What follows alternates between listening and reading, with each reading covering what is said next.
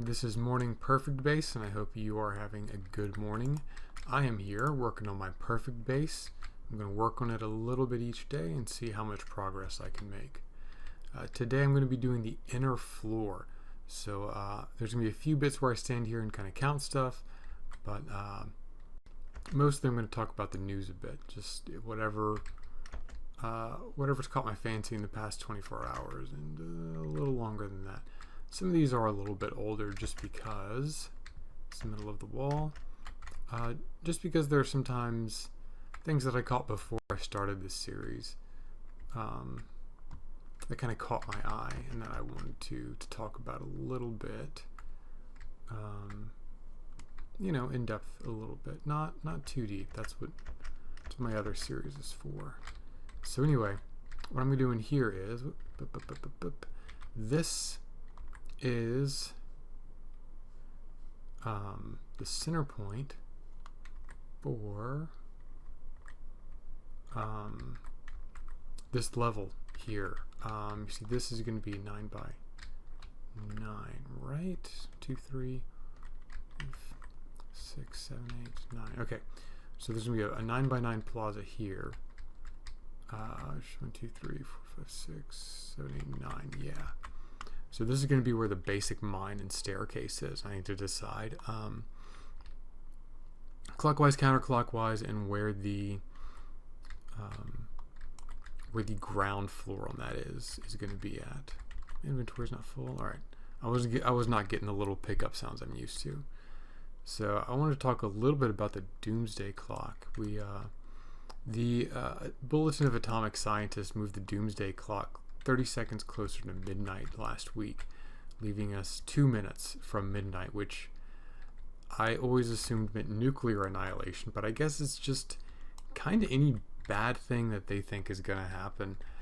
The Bulletin's actually an academic journal which discusses existential threats to humanity at large. It's not, despite the name and the fact that it was initially created to, I'm just running out of kinds of stuff. Despite the fact that it was initially created to talk about atomic annihilation of mankind by mankind, that old saw. They've expanded into things like global warming and what's the thing where they take the pills? Antibiotic resistant bacteria. All right. So this is going to be my main plaza, but if I start cutting out from here, I'm going to kind of lose the stairs. So I'm going to have a bar along this side, and then I'm going to have my nether gate over here. I don't have stairs in the original perfect base, so I don't have any experience on how to orient the staircase here. I think, oh gosh, should I just do a coin flip, huh? All right, correct decision on film. Let's do it this way. So it's going to happen here that there's going to be slabs here, and then can't be right. 3 by 3, little slab, landing. That doesn't seem right. Anyway, so they moved it up just because of the general threat. North Korea's continued development of nuclear weapons, China's threat of nuclear weapons, rising tensions between the United States and Russia. All the news you've been reading these past couple months. So anyway, I don't know how much credibility I give it. Scientists are important. I think they should be listened to. I believe that experts matter. I don't know if that's a radical view, but I do believe that. And I'm gonna do cobble now, but oh wow.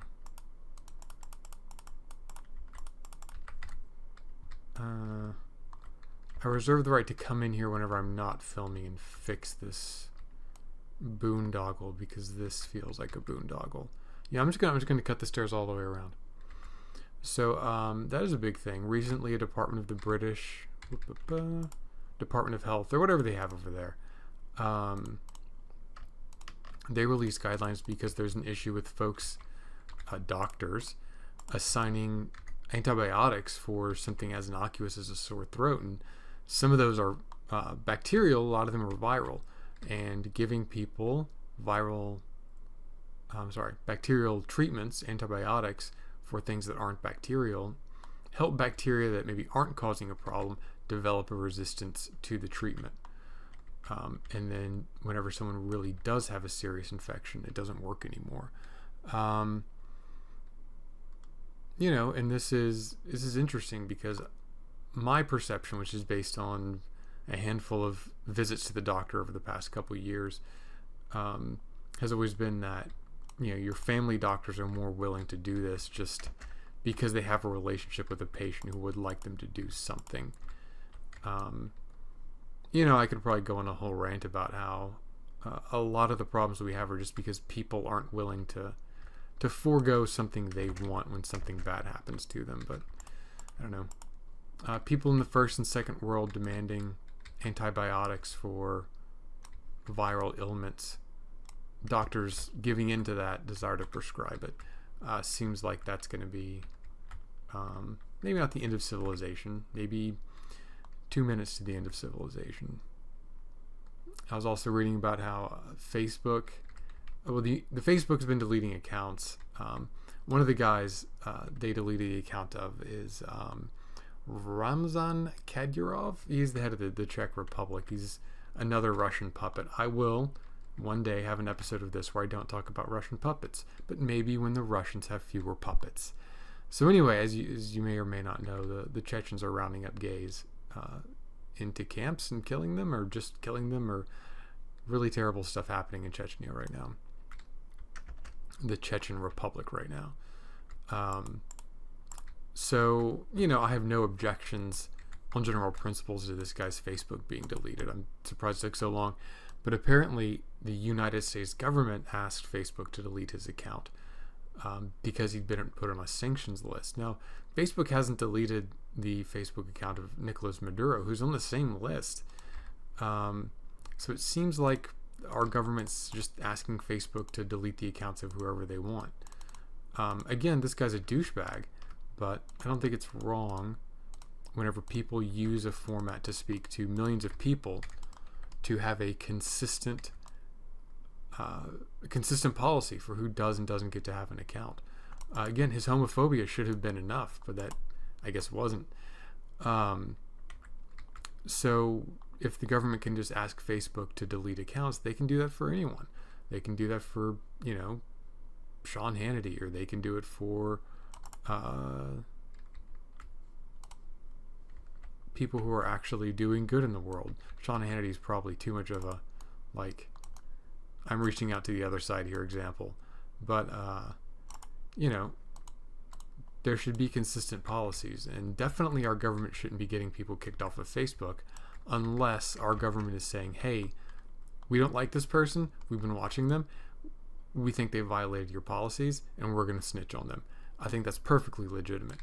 But having a quid pro quo relationship, or having a relationship where we dictate this kind of stuff to them just because they have servers in our country. On the one hand, if it's law, right? If you make up sanctions against someone, and part of the sanctions are, you cannot do business with them, and therefore they cannot have an account with your company.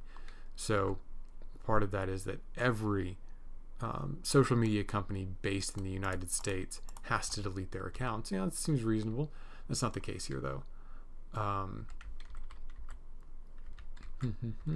are you doing here? So anyway, I would like my government to have rules for how it silences people, and I would like Facebook to consistently apply their policies to folks. Anyway, I was reading this article about a black woman is suing Walmart because they put ethnic beauty products behind the security stuff. So they have to go in, and she has to get an employee for like a comb or whatever, and they bring it directly to the checkout, and then she checks out from there. I've seen a lot of people who feel that, oh no, that's too many levels. No. +1, +2, +3, fuck. 1, 2. All right. Do not get attached to these stairs. So anyway, I've seen a lot of people who are really confident that Walmart has data for this and that will exonerate them, and that Walmart was acting totally in accordance with the data that they had on hand. I think that's a really brave assumption based on absolutely fuck all, honestly. Unless your first assumption is it's not racism. There's no basis to believe something so boldly. The deal is that there's someone who runs merchandise protection for Walmart, and they have a lot of data, and there are policies set by Walmart, and whatever they actually did, whatever their practice was, it probably diverged from policy, just because that's how policy works.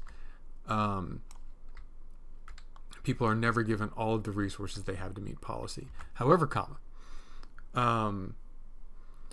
did that person with the data available to them follow Walmart's policies? Or was that person racist? Was the person in charge of merchandise protection at Walmart racist? Lots of people totally convinced, innately convinced with evidence I have not fucking seen, that random person that they never met is totally above board with this stuff. Seems weird to me. So, data can be biased. Interpretations of data can be biased. And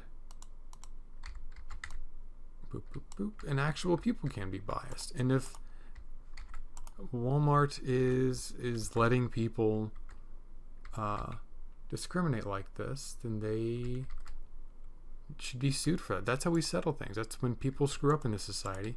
Lawsuits are one of the ways that we make them stop screwing up. It is not rocket science, not even a little bit. So I don't get the instant hate. I mean, I get the instant hate. People have a determined personal interest in proving that racism doesn't exist anymore. And I'm sorry, but racism exists. That's a broad, safe statement. Anyway, people are angry about Gloria Allred taking this. And seriously, someone's a mother of, I think, 4 kids. Like, where is she going to get the resources to take on Walmart? Seriously, guys. Without people helping out with these sorts of lawsuits, you wouldn't see. I'm not really sure what to do next, simply because I'm trying to focus on this thing. Let me walk around here. I think this is my outer wall. Anyway, she's exercising her right to seek redress for a wrong, and she'll produce evidence, and they'll produce evidence, and we'll find out. No one knows at this point. That's insane.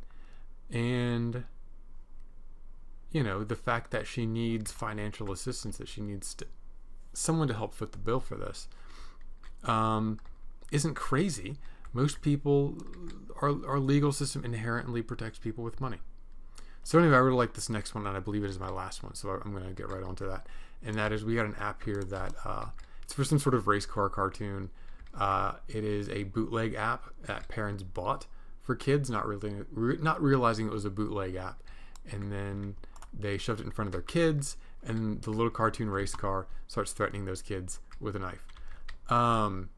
It has been pulled from the App Store, but it's kind of hilarious. I think it's okay to laugh, but for a little bit, tastefully. But the iTunes Store, Google Play, Steam, all of these app stores, and Steam is a glorified app store, yes. I think the era of them being in the set it and forget it business is rapidly coming to an end. And why exactly were they in the set it and forget it business in the first place? Should have never been.